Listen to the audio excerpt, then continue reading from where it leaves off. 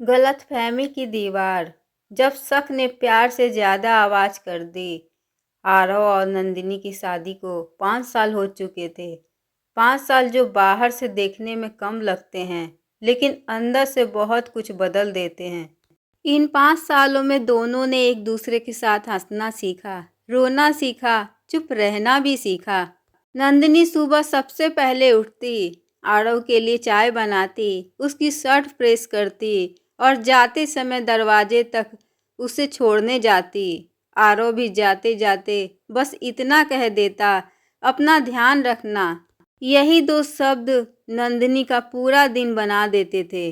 नंदिनी घर संभालने के साथ साथ अपना छोटा सा ऑनलाइन बुटीक चलाती थी। उसे अपने काम से बहुत प्यार था। आरव हमेशा कहता, तुम पर मुझे गर्व है।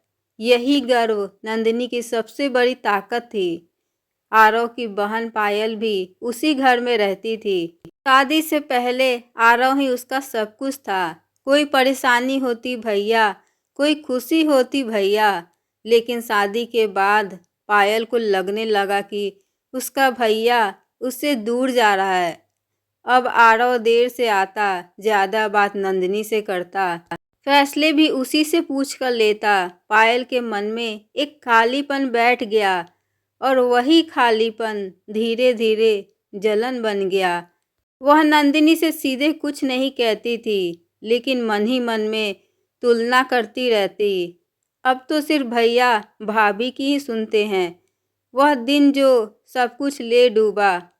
एक दिन नंदिनी को अपने काम के लिए बाहर जाना पड़ा। उसका कजिन भाई रोहन शहर आया हुआ था।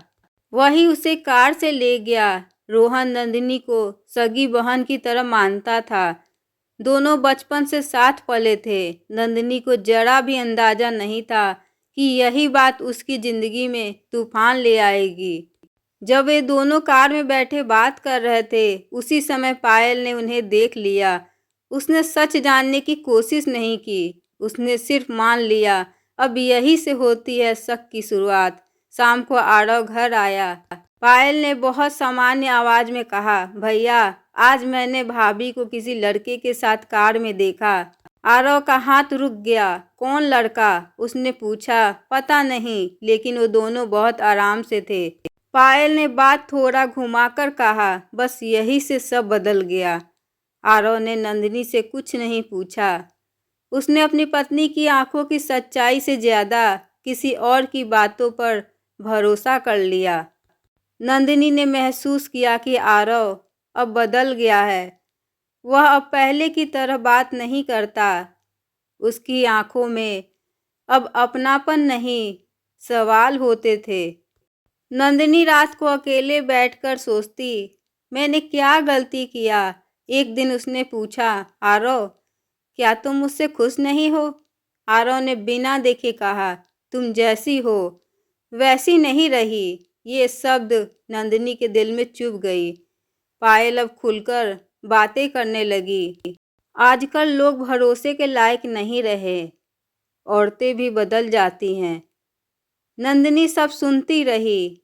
वह चुप रही क्योंकि उसे भरोसा था आरव उस पर भरोसा करेगा। लेकिन वह भरोसा टूट रहा था।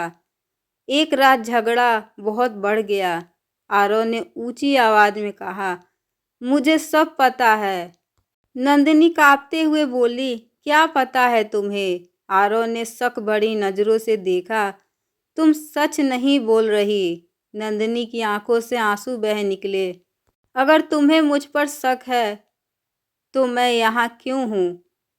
गुस्से और चोट में आरव बोल पड़ा, शायद हमें अलग हो जाना चाहिए। ये शब्द तलवार की तरह नंदिनी के दिल में उतर गई। अगली सुबह नंदिनी चुपचाप अपना बैग रखा, घर की दीवारों को देखा जहाँ हंसी थी, सपने थे, और बिना कुछ कहे मायके चली गई। माँ ने बस उसे सीने से लगा लिया। रोहन को जब यह सब बात पता चला, वह सीधे आरव के पास गया। उसने हर सबूत दिखाया, हर बात साफ की। आरव को पहली बार एहसास हुआ उसने प्यार से पहले शक को चुना। उसने पायल से पूछा। पायल रो पड़ी। उसकी सच्चाई सामने आ गई। आरव दौड़ता हुआ नंदिनी के पास पहुंचा। दरवाजा खुला था। नंदिनी सामने थी, थकी हुई, टूटी हुई। आरव रोते हुए बोला, मुझे माफ कर दो, मैंने तुम्हें खो दिया था। नंदिनी ने कहा, सबसे ज्यादा दर्द तब होता है जब अपना ही शक करे। बहुत देर बाद नंदिनी बोली, अगर भरोसा लौट सकता है तो रिश्ता भी लौट सकता है। आरव ने वादा किया, अब कभी शक नहीं, सिर्फ भरोसा करेगा। इस कहानी से हमें ये शिक्षा मिलती है कि कई रिश्ते प्यार से नहीं टूटते, शक से टूटते हैं, और कई रिश्ते सच और माफ़ी से जुड़ भी जाते हैं।